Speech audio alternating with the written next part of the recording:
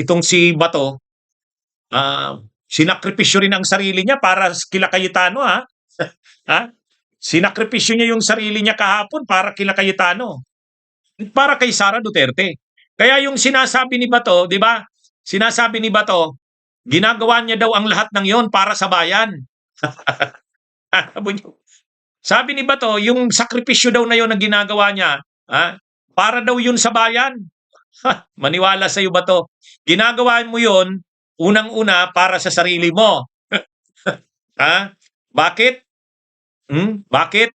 Kapag hindi pa rin kasi siya nagpakita sa Senado, tatanggalan na siya ng sweldo. Aalisin na yung pondo ng kanyang opisina. O, di ba? O, di para sa sarili niya yon, nagpakita na siya. Pangalawa, kailangang mapalitan ang liderato ng Senado. Kailangang mapalitan. Kasi si Soto sa si Lacson, talagang prinsipyado eh. O, si Lacson, talagang yung report ng Blue Ribbon, pinapangalanan talaga yung mga kasamahan nilang senador. Si Jinggoy, si Cheese, si Joel Villanueva, talagang ayaw sumuko ni Lacson doon eh. Sabi niya, alangan naman nating hindi irerekomendang kasuhan ang mga kasamahan nating senador. Ay lumabas naman sa investigasyon eh. So kailangang iligtas ni Bato yun, ang mga kasamahan niyang senador. Pangatlo, si Sara Duterte. Siyempre yung impeachment nakalusot na kahapon. Pag nakarating na ito sa Senado, magta-trial na. Magta-trial. Kailangan protektahan niya si Sara. So ibig sabihin, ang mga rason bakit lumataw kahapon bigla si Bato, una para sa sarili niya, huwag putulin ang sweldo niya at ang budget ng opisina niya. Pangalawa, yung mga senador na kasamahan niya, kakampi niya, huwag mailigtas niya kasi kakasuhan na. Pangatlo, si Sara Duterte yung impeachment. Nasaan ang bayan doon? Nasaan yung bayan doon? Sabi ni Bato, sakripisyo niya daw yun kahapon, kaya ipagdasal daw siya. Para daw yun sa bayan. Inisa-isa ko yung dahilan bakit siya nag-appear. Walang bayan doon. Walang bayan doon. Nasaan ang bayan doon, di ba? Mga kabunyog, mga kababayan. Nasaan ang bayan doon? Malinaw naman bakit siya umappear. Una, alam niya kasing aalisin na yung budget niya pag hindi pa siya nag-appear. Yung opisina niya, tatanggalan ng budget, baka ipadlak pa. Kaya nagpakita na siya kahapon. Pangalawa, nakiusap na sa kanya yung mga senador. Sila Jinggoy, sila Jewel, sila Chis Escudero. Kailangang mapalitan ang liderato ng Senado. Kasi yung si Soto at saka si Lacson, hindi sila pinoprotektahan. O yun. At pangatlo, yung kay Sara nga. Kasi talagang lusot na sa Kamara. Kailangan ang liderato ng Senado maprotektahan si Sara. So ibig sabihin, pansarili ni Bato, proteksyon sa barkadahan niya ng mga kakampi niyang senador, at protektahan ang Duterte, lalo na si Sara. Yun ang tatlong dahilan. Walang bayan doon. Walang bayan doon. Anong pinagsasabi ni Bato na para sa bayan? Huwag mo nga kaming pinagloloko, Bato. Ang sabi ni Bato, mga kabunyog, ito yung sabi ni Bato. Yan. Meron tayo dito. Sabi ni Bato, ano ba yung Ito yung sinabi ni Bato. Sana suportahan ninyo ako. Suportahan niyo kami. I am doing this not for myself, but for the sake of our country. Yan. Yan yung sabi ni Bato, mga kabunyog.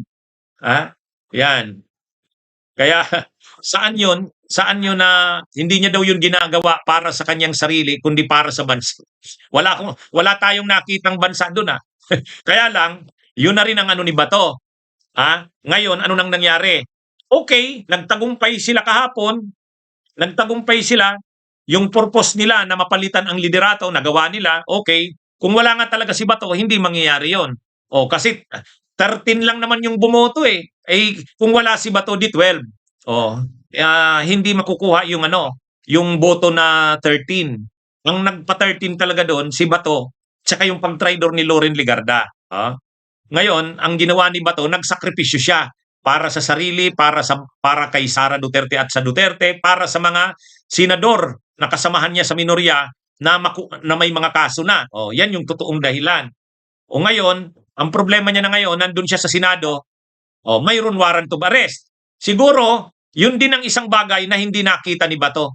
Akala ni Bato, talagang nang-babluff lang, akala ni Bato, nang-babluff lang sila Boying Rimulya at Trillanes. Wala namang warrant of arrest. Bakit? Kasi mayroong mayroong pronouncement ang ICC nung isang araw na wala namang warrant of arrest na nilabas. So, parang mukhang binabluff lang ako eh. Oh, di ngayon, akala niya talaga walang warrant of arrest. Eh mayroon. Oh, pinakita na kahapon ni dating Senador Sonny Trillanes. Ipinakita na yung warrant of arrest at inanunsyo na rin ng ICC kahapon din, inansil na. Oh, ibig sabihin pinablik na. Oh, pinablik na. Ah, ang unang statement ng ICC noon, walang nilabas na public warrant of arrest. Ibig sabihin, walang sinasapublikong warrant of arrest. Totoo naman. Kasi ang nakalagay sa warrant of arrest, secret, nakasilyo siya eh.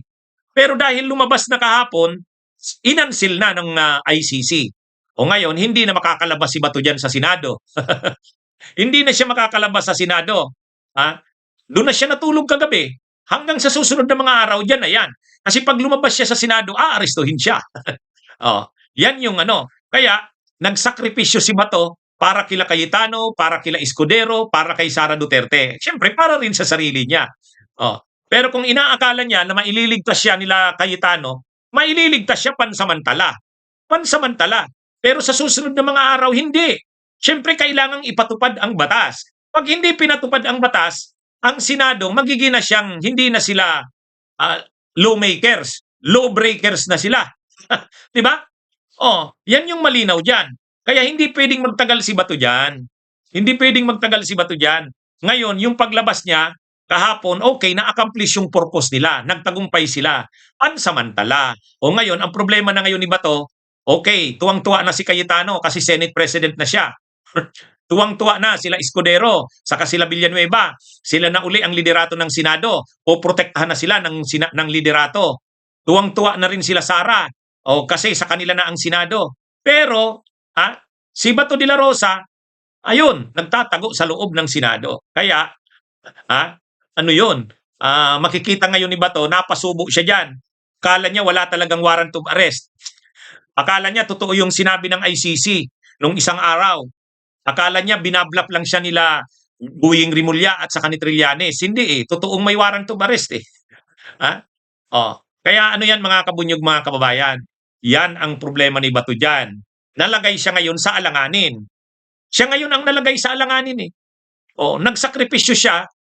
Ang nanginabang si Cayetano kasi naging Senate President. Ang nanginabang sila Escudero. Kasi mapuprotektahan na sila ng liderato ng Senado. Ang nanginabang sila Sara Duterte at ang Duterte kasi hawak na ng Duterte ang liderato ng Senado. Pero si Bato, ayan, nagtatago.